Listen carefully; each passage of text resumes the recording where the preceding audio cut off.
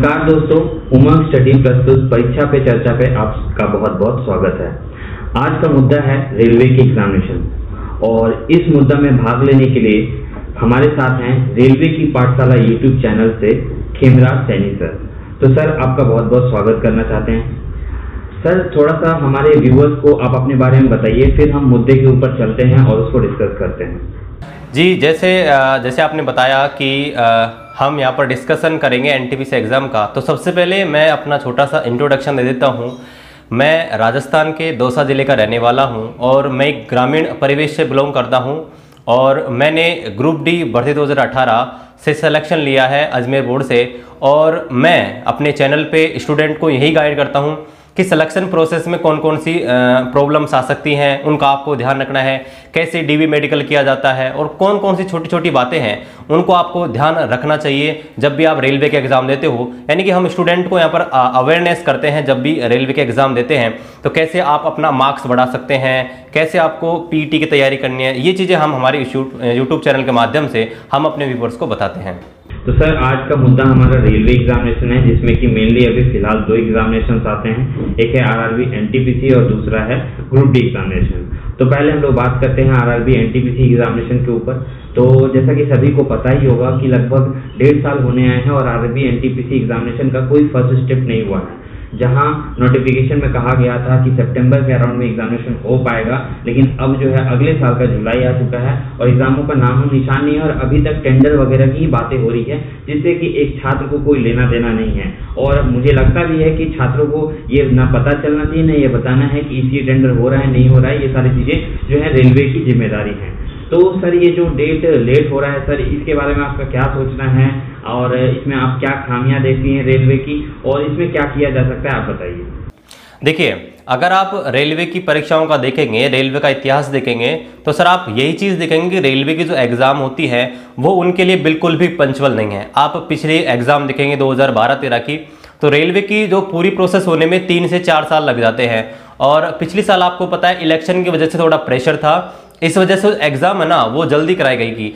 Railway को अपने छात्रों के लिए बिल्कुल भी एक तरीके से आप कह सकते हैं कि बिल्कुल भी कोई टेंशन नहीं है कि फॉर्म भरवा ले जाते हैं और बोल दिया जाता है कि जब फॉर्म भरा गया था कि भाई आपके एग्ज़ाम जून से और सितंबर के बीच शुरू हो जाएंगी।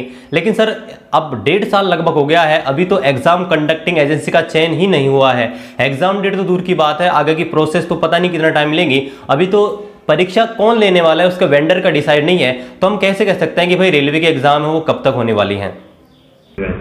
ये तो बिल्कुल आपने सही कहा कि अभी बहुत सारे यूट्यूबर्स भी बात कर रहे हैं कि इस साल एग्जामिनेशन हो जाएगा। तो अगर हम भी पूछना चाहते हैं उनसे कि किस क्रोनोलॉजी में एग्जामिनेशन हो पाएगा, जैसा कि आपको सारे अगर यहाँ पे प्रोसेस मालूम है तो बता दीजिए, क्योंकि हमें तो बिल्कुल भी नहीं लग रहा है कि इस साल एग्जामिनेशन हो पाना बिल्कुल भी मुमकिन है।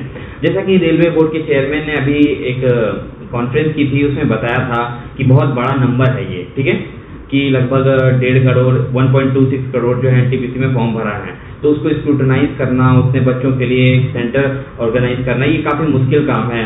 और तो मैं आपसे ये पूछना चाहता हूँ कि क्या रेलवे ऐसी चीज़ों को पहले हैंडल नहीं कर चुका है, या इतनी जो आरआरबी और आरआरसी बनी है वो इसको कैपेबल नहीं है करने में, जो इस तरह के बहाने मारे जा रहे हैं।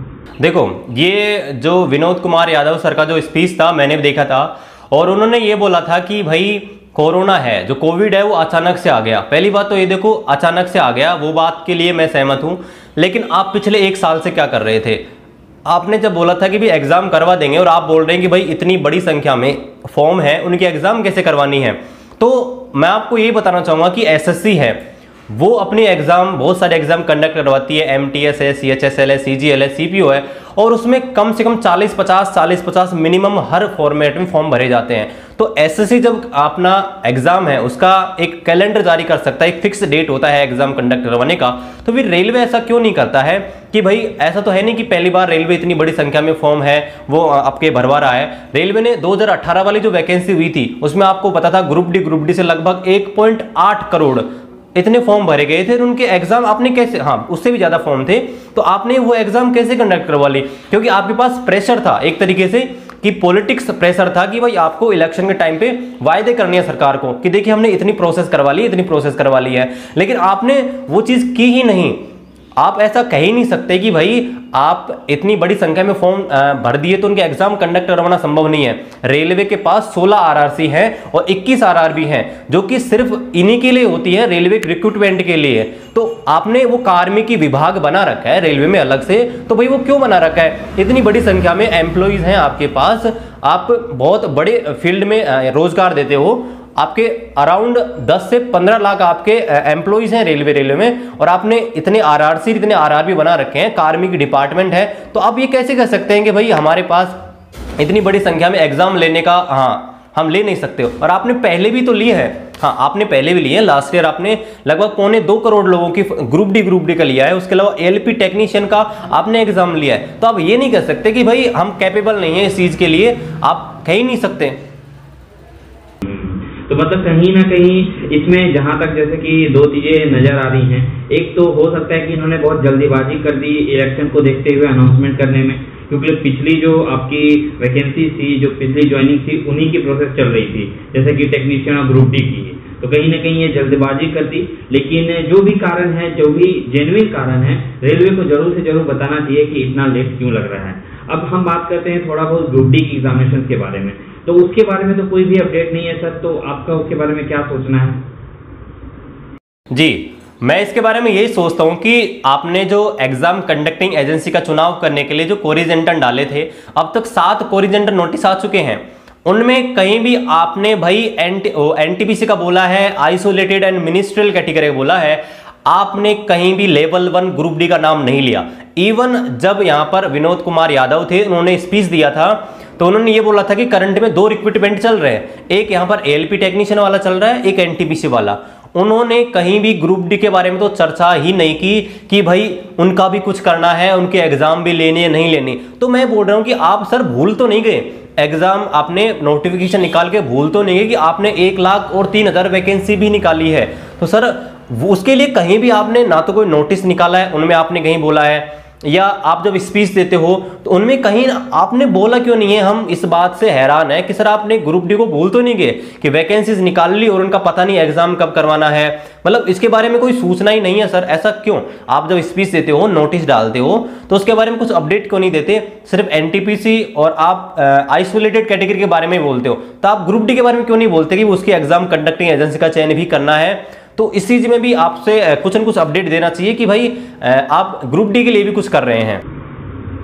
जी बिल्कुल, ये भी सवाल हमारा है उनसे, रेलवे बोर्ड से और रेल मंत्री जी से, कि ग्रुप डी की क्यों चर्चा नहीं हो रही है और ग्रुप डी का प्रोसेस कहाँ तक चल रहा है और इसको पूरा करने का जो आपका एम है वो कब तक का है। क्योंकि एग्जामिनेशन डेट की अगर बात की जाए तो इसकी भी अराउंड उसी टाइम में थी जब एनटीपीसी की एग्जामिनेशन कंडक्ट कराने की बात की जा रही थी। चलिए ये बातें हो गई उनसे। अब स्टूडेंट्स के बारे में थोड़ा बताइए, जैसा कि एक रेलवे बोर्ड ने प्रेस इंफॉर्मेशन ब्यूरो पे एक वहाँ पे डाला हुआ था, जिसमें लिखा हुआ था कि बहुत सारे जो सोशल मीडिया में फेक न्यूज आते हैं जिसके कारण स्टूडेंट भ्रमित होते हैं और डिप्रेस होते हैं। तो मैं रेलवे से खुद भी सवाल पूछना चाहता हूँ, इस पे आपके विचार जानना चाहता हूँ कि ये जो इतना टाइम लगा रहा है रेलवे, इससे क्या बच्चों पे प्रभाव नहीं पड़ रहा है? वो डिप्रेस नहीं हो रहे हैं और इस तरह के केसेस आपने नहीं सुने, तो इसके बारे में आप थोड़ा बताइए। इसके बारे में आपको बताता हूं कि अब देखिए, कोई भी जैसे केस हो जाता है, कोई जैसे बड़ा आदमी है, अगर वो सुसाइड कर लेता है तो उसके बारे में छोटे से छोटा आदमी से लेकर बड़े से बड़ा आदमी के ऊपर उसके ऊपर ऐसा होता है कि उसने ऐसा क्यों किया। लेकिन सर कोई स्टूडेंट है डिप्रेस्ड होकर सुसाइड करता है कि एग्जाम नहीं हो रही है, वो बात अलग है कि भाई वो सिलेक्शन नहीं ले पाया, वो चीज अलग है। लेकिन एग्जाम ही नहीं हुई, शादी की उम्र निकल जा रही है। मेरे को बहुत सारे पर्सनली मैसेज आते हैं कि सर हम 24 साल के हो गए, 25 साल के हो गए, रेलवे के एग्जाम कब होंगे? सर पूरी प्रोसेस होने में कितना टाइम लगेगा? हमारे घर वाले पीछे पड़ रहे हैं, उनको कब तक हम बोल रहे हैं कि आप रुक जाइए रुक जाइए। तो एक तरीके से स्टूडेंट की समस्या को कोई भी नहीं समझ पाता है कि भाई वो 1.5 साल से तैयारी कर रहे हैं, 2 साल से तैयारी कर रहे हैं, कब उनके एग्जाम होगी, कब उनका पीईटी होगा, फिजिक मेडिकल होगा, डीवी होगा और कब उनका ज्वाइनिंग होगा। इसमें बहुत लंबा प्रोसेस होता है। तो अभी तो आप एग्जाम कंडक्टिंग एजेंसी का चयन ही नहीं कर पा रहे हो और आपने बोला था कि भाई जून में एग्जाम होंगे, जबकि 1.5 साल बाद अभी आप ये बोल रहे हो कि अभी तो ईसीए का चयन ही नहीं हुआ है। तो मैं मानता हूं कि स्टूडेंट की समस्या को सुनने वाला कोई है ही नहीं। स्कूलों में आप जाओगे तो स्कूलों में हर क्लास का एक मॉनिटर होता है जो उस कक्षा की कोई समस्या होती है वो हेडमास्टर प्रिंसिपल को वहां पर बताता है। आप कॉलेजों में जाएंगे, उसके यूनियन होते हैं, उनके अध्यक्ष होते हैं, जो कोई भी समस्या होती है वहां पर उनके प्रिंसिपल को बताते हैं। लेकिन जैसे ही कोई भी स्टूडेंट यहाँ पर ऑनलाइन प्लेटफॉर्म पे जाता है, मतलब जैसे कॉम्पिटिटिव एग्जाम में घुसता है, तो उसका कोई सपोर्ट करने वाला नहीं होता है। बहुत सारे यूट्यूबर्स होते हैं जो सिर्फ अपना काम करके चले जाते हैं, वो सपोर्ट नहीं करते हैं, बिल्कुल चले जाते हैं, उनको कोई लेना देना नहीं होता है कि स्टूडेंट कहाँ तक पढ़ेंगे, कब कुछ करना है नहीं करना है। तो उसके लिए हम बोल रहे हैं कि यूनिटी होनी चाहिए, लेकिन ऐसा कोई प्लेटफॉर्म है नहीं जिससे बेचारे छात्रों की बात सुन सके। और कहीं ना कहीं ये कमी है कि सरकार के पास हमारी जो बात है वो पहुंच नहीं पा रही है, और सरकार को भी समझना होगा। बिल्कुल, और बिल्कुल हाँ, मीडिया के बारे में आप बोल रहे हैं, तो मीडिया बिल्कुल भी कवर नहीं कर पा रही है यार। आप ये बात बताइए कि इतने बड़े बड़े जो मीडिया वाले हैं, ना ही न्यूज़पेपर है, कभी भी इनके बारे में बोलते नहीं है। एक जो एनडीटीवी है वो डालता है, इसके अलावा कोई से भी चैनल है स्टूडेंट की समस्या को समझते ही नहीं है कि भाई स्टूडेंट है इतने साल से तैयारी कर रहे हैं। जैसे मैंने एक न्यूज़ देखा था, उसमें बीटेक, बीएड, बीई बड़े बड़े डिग्री लेकर, एमएड सब लेके लोग नरेगा में काम करने के लिए मजबूर हैं। इतनी बुरी हालत है देश के लोगों की, देश के युवाओं की। हमारा देश है उसमें लगभग 70% लोग युवा है, और जब ये युवा दिशा भटक जाएंगे सर, तो इस देश का भविष्य कहीं न कहीं डगमगा जाएगा। इस देश का जो विकास है कहीं न कहीं रुका पड़ा है, और उसके पीछे यही कारण है कि आप एक युवाओं को, एक यूथ को एक अच्छे पथ नहीं दे पा रहे हो। बेचारा को तैयारी करता है, उसके एग्जाम टाइम पे नहीं होती, उसके लिए कोई तरीका नहीं है। आज की शिक्षा प्रणाली इतनी खराब हो चली है कि कोई बीटेक भी कर लेता है 4-5 साल लगाकर, पैसा खर्च करके दूर रहता है, तो उसको कोई 10,000 की नौकरी देने को तैयार नहीं है। और उसके बाद वो कंपटीशन में जैसे घुसता है तो 4-5 साल हो जाती है,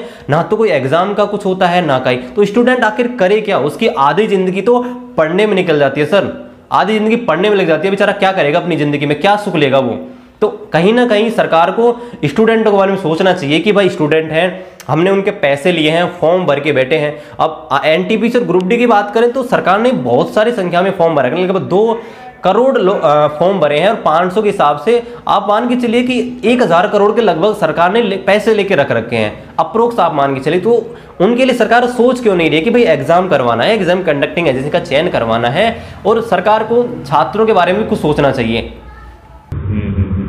जैसा बहुत अच्छा आपने बात कहा इसमें, जैसे कि इसमें हमारा भी एक बहुत मतलब इसको डरा देने वाला या बोलिए डिस्टर्ब करने वाली बात ये होती है कि एक एक्टर सुसाइड किया और डिप्रेशन की वजह से सुसाइड किया, तो कितने लोग बात कर रहे हैं। कोई भी फैटर्निटी हो, चाहे स्पोर्ट्स फैटर्निटी हो, बॉलीवुड हो, सिनेमा फैटर्निटी हो, आम लोग हो, पॉलिटिशियन हो, सभी बात कर रहे हैं। लेकिन इतने सारे पोटेंशियल सुसाइड जो हैं वो अच्छी बात है, उनके बारे में किया गया, मुझे बिल्कुल दिल से अच्छा लगा। लेकिन यहाँ जो इतने सारे जो स्टूडेंट्स हैं जो पोटेंशियल सुसाइड कर सकते हैं क्योंकि वो ऑलरेडी बहुत ज़्यादा डिप्रेस हैं और वो एज पे हैं, बेरोजगारी अपनी चरम सीमा पे है, एग्जामिनेशन नहीं हो रहे हैं, यहाँ पे सारा कुछ खराब ही हो रहा है और वो बहुत सुसाइड कर सकते हैं। आपने भी बताया कि आपको बहुत सारे मैसेज आते हैं, इवन हमें भी बहुत सारे कमेंट्स और मैसेज देखने को मिलते हैं। तो उनके बारे में ये जो बाकी फैटर्निटी है वो क्यों नहीं बात करती हैं? और चलो वो नहीं करती हैं, मीडिया का काम है, वो क्यों नहीं करती हैं? तो क्या रेलवे इनके बारे में बिल्कुल भी नहीं सोच रहा है? बिल्कुल बिल्कुल, जैसे अभी आप बोल रहे थे कि अगर कोई सेलिब्रिटी होता है, जैसे अभी मैं अमिताभ बच्चन जी का उदाहरण देता हूं, मैं उनको बहुत रिस्पेक्ट करता हूं, लेकिन जिस हिसाब से अभी उनके बारे में अपडेट आई थी कि उनके कोविड हो गया, कोरोना हो गया, तो भाई उनके न्यूज रिपोर्टर हैं पल पल की खबर दे रहे हैं कि आज वो इधर मुंह करके सोए हैं, आज उन्हें खड़े होकर पानी पिया है। भाई आप ये बताइए, 8 लाख लोगों को भी कोरोना हुआ है, वो भी तो आदमी हैं। एक सेलिब्रिटी होता है, क्या उसी की जिंदगी होती है? क्या बाकी जो आम इंसान हैं, हम छात्र हैं, आप सोचिए जब फ्रीजिंग, पोस्ट फ्रीजिंग की रेलवे में वो डाला था, एक नोटिस आया था कि 50% पोस्टों को फ्रीज किया जाएगा नॉन सेफ्टी की, इतने सारे कमेंट आए थे सर। मैं आपको क्या बताऊं कि लोग सुसाइड करने के लिए बोल रहे थे, सर हम सुसाइड कर रहे हैं, हम रेलवे की तैयारी कर रहे थे लेकिन अब रेलवे हमारा फ्यूचर नहीं है। तो आप उन छात्रों के बारे में क्यों नहीं सोचते? क्या एक जो सेलिब्रिटी है उसकी जिंदगी होती है? क्या करोड़ों लोगों ने फॉर्म भरा है रेलवे का, उनका कोई फ्यूचर नहीं है, उनकी कोई जिंदगी नहीं है? बिल्कुल बिल्कुल बिल्कुल, उनसे ज्यादा उनकी वैल्यू हो गई। एक लाइफ, मैं ये बिल्कुल भी नहीं कह रहा हूँ कि उनके बारे में बात करना चाहिए या उनका जो सुसाइड था वो मतलब ऐसा कुछ था, बिल्कुल दुखद था, लेकिन वो स्टूडेंट्स के बारे में भी बात होनी चाहिए जो कि यहाँ पे इतने ज्यादा डिप्रेस हैं, बिल्कुल होनी चाहिए, हमें तो यही लगता है। और चलिए इसको बात को आगे बढ़ाते हुए मुझे एक चीज और भी लगता है, जैसे आपने मीडिया की बात की, तो कहीं ना कहीं जो हम व्यूअर्स हैं, जो आम आदमी हैं, मुझे उनकी भी थोड़ी सी गलती ये नजर आती है कि अच्छे वीडियोस होते हैं या जो मुद्दे होते हैं उनको वो ज्यादा स्प्रेड नहीं करते हैं, उनके बारे में जो बात नहीं करते हैं, या डायरेक्टली अगर वो उनसे अफेक्टेड नहीं है तो उसके बारे में नहीं सोचते हैं। कि उसके बारे में आपका क्या कहना है? जी बिल्कुल, वही मैं बोल रहा हूँ। कोई भी न्यूज़पेपर वाला होता है ना, या किसी भी आप मीडिया को देख लो, वो छात्रों के संबंध में कोई भी अपडेट डालता नहीं है, एक दो चैनल को छोड़कर। आखिर क्यों नहीं डालते? हम देश के युवा हैं, हम इस देश के भविष्य है, और अगर भविष्य ही रूठ गया, भविष्य के गलत दिशा में चला गया ना, तो पूरा देश जो विकास हो रहा है, डेवलपमेंट बिल्कुल भी नहीं होगा। अगर हम युवाओं को एक अच्छा मार्गदर्शन नहीं मिलेगा, तो युवा टिकटॉक पे जाएंगे, किसी और फील्ड में जाएंगे, मौज मस्ती करेंगे। जब वो अपनी तैयारी कर रहे हैं तो आप एग्जाम क्यों नहीं देते? जब करोड़ों बच्चे तैयारी करते हैं, उनको जब आप एग्जाम नहीं करवाते, उनका सीधी सी बात है, उनका दिमाग है कहीं दूसरी जगह जाएगा, किसी और जगह डाइवर्ट होगा, और इस वजह से कहीं ना कहीं देश की तरक्की है वो रुकती है। तो मीडिया वाले सिर्फ वही खबरें दिखाते हैं जो सिर्फ लोगों को ज्यादा एंटरटेनमेंट करती है कि हाँ भाई आज ये हो रहा है, आज वो हो रहा है। लेकिन छात्र जो इस देश के भविष्य हैं, इस देश का भविष्य बदल सकते हैं, करोड़ों की संख्या में इस देश में आबादी है उनकी, उनके बारे में सरकार है और ना आपके कोई मीडिया है, ना ही कोई अच्छा न्यूज़पेपर वाला है जो इनके बारे में कोई खबर है वो निकालता है। उनको तो बस यही चाहिए ऐसी कोई खबरें निकालें जिससे लोग उनको देखें और टाइम पास करके निकल जाए। और ज़्यादातर चैनल है वो तो सिर्फ राजनीति, धर्म इनके आधार पर ही चलती रहती हैं। छात्रों के बारे में कभी भी कोई भी ऐसा नहीं बोलता कि भाई आपको छात्रों के बारे में कुछ करना है, उनके हित के बारे में कुछ सोचना है, नहीं सोचना है। जी सर, तो लास्ट मैसेज आप एजुकेटर्स को, क्योंकि ये परीक्षा पे चर्चा जो है ये एजुकेटर्स की मदद से ही सक्सेसफुल होगा और साथ ही साथ स्टूडेंट की मदद से ही सक्सेसफुल होगा, तो उनको आप क्या मैसेज देना चाहते हैं एजुकेटर्स को और स्टूडेंट्स को? देखो, सबसे पहले तो मैं अपने जो भी एजुकेटर हैं उनको मैं यही सलाह देना चाहता हूँ कि आप उमंग स्टडी जो चैनल है उनका सपोर्ट कीजिए, और यहाँ पर आप एक तरीके से यूनिटी बनाकर रह सकते हैं, और यूनिटी में पावर होती है। हम कोई भी काम करेंगे, अगर सारे के सारे मिलकर कोई काम को करेंगे तो मेरे हिसाब से उसका रिजल्ट एक अच्छा आएगा, अच्छी दिशा में जाएगा। तो पहले तो मैं एजुकेटर से यही बोलूँगा कि भाई आप सपोर्ट कीजिए, जो भी हैं यहाँ आइए, आपका स्वागत है, और मिलकर अपने जो भी सब्सक्राइबर उनको बताइए कि हम आवाज़ उठाएंगे एक साथ। फिलहाल हम डिजिटल क्रांति करेंगे कि सरकार को हमारी आवाज़ पहुँचाएंगे। तो ये एजुकेटर कर सकता है कि अपने जो भी सब्सक्राइबर्स हैं उनको बोलें कि हम जो करें वो एक साथ करें, जिससे हमारी आवाज़ है वो सरकार तक पहुंच सके।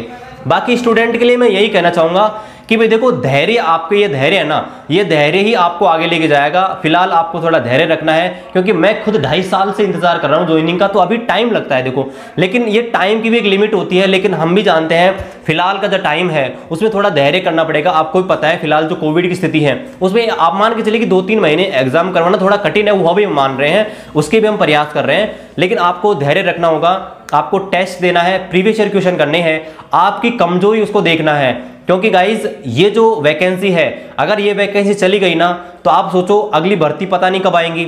हालांकि घोषणा तो कर रही है सरकार, अगली वैकेंसी कब आएंगी, फॉर्म कब भरेंगे, उनकी परीक्षा कब होगी, ये सोचो।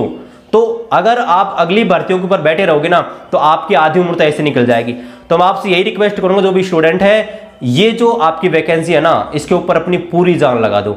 ये टाइम मिल रहा है ना, इसका पूरा इंप्लीमेंट करो, इसके ऊपर पूरा आपका जो भी कमजोरी है, जो वीकनेस है, वो चेक करो कि भाई आपका कौन सा पॉइंट है उसको वीक है, उसको चेक करो और उसको आप बढ़ाइए, ताकि आप ज़्यादा से ज़्यादा स्कोर कर पाएं। और आपको कट ऑफ की सोचनी नहीं है, आपको एक बेहतर स्कोर करना है, ताकि आप कट ऑफ को तो सोचो नहीं कि भी कट ऑफ कितनी जाएगी, क्या जाएगी। तो मैं यही कहूँगा कि आप थोड़ा धैर्य रखें, और जो टाइम मिल रहा है ना उसमें आप पढ़िए, बिल्कुल आपकी सफलता आपको बिल्कुल मिलेगी। और मैं उसके लिए आपको हमारे चैनल पे यही बताता हूँ कि आप कौन कौन सी गलती ना करो जिससे आपको कोई समस्या होने वाली है। मैं पूरा मार्गदर्शन करता हूँ रेलवे में कि आप कौन कौन सी प्रोसेस से गुजरते हो, क्या क्या चीज़ें होंगी। तो आपका स्वागत है हमारे चैनल पे, आइए और हम आपको पूरा हेल्प करेंगे, जो भी रेलवे रिक्रूटमेंट के बारे में जो भी समस्याएं होती हैं, जो भी प्रोसेस रहती हैं वो। और उमंग स्टडी का हम बहुत बहुत स्वागत धन्यवाद देते हैं कि आपने हमें ये मौका दिया यहाँ पर एक एजुकेटर को, कि हम एक यूनिटी बनाकर और स्टूडेंट की समस्या के लिए एक बेहतर प्लेटफॉर्म इन्होंने दिया है।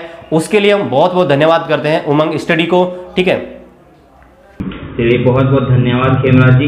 तो दोस्तों सबको आपको यही बताना चाहूँगा कि अगर आप गाइडेंस चाहते हैं पूरे रेलवे के बारे में, तो हम डिस्क्रिप्शन बॉक्स में रेलवे की पाठशाला का सब्सक्राइब लिंक होगा, उसको जाके जरूर सब्सक्राइब करें।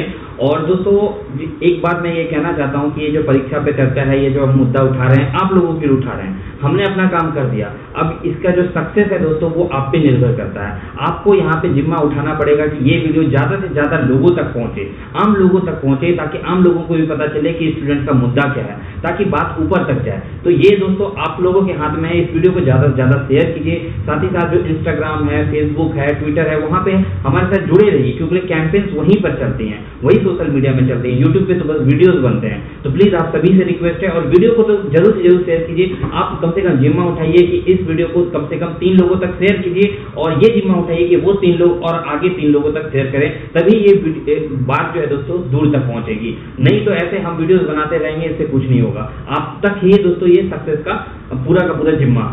तो इस वीडियो में इतना ही। बात की आप जो परीक्षा पे चर्चा पे कौन से एजुकेटर, नए एजुकेटर को देखना चाहेंगे, हमें कमेंट सेक्शन में बताएं, हमें मैसेज कर सकते हैं, ट्वीट कर सकते हैं, आप जो भी नए एजुकेटर को देखना चाहते हैं। साथ ही साथ उन एजुकेटर्स को भी बताएं कि परीक्षा पे चर्चा पे वो जरूर आएँ। हम उनको ईमेल भेज रहे हैं, रिप्लाई बहुत सारे आए हैं, बहुत सारे नहीं आए हैं। तो बड़े बड़े जो एजुकेटर्स हैं उनको आप जाके ट्वीट कीजिए, या फिर उनको आप कमेंट सेक्शन में बोल सकते हैं कि परीक्षा पे चर्चा पे भाग लें और हमारे मुद्दा को उठाएं।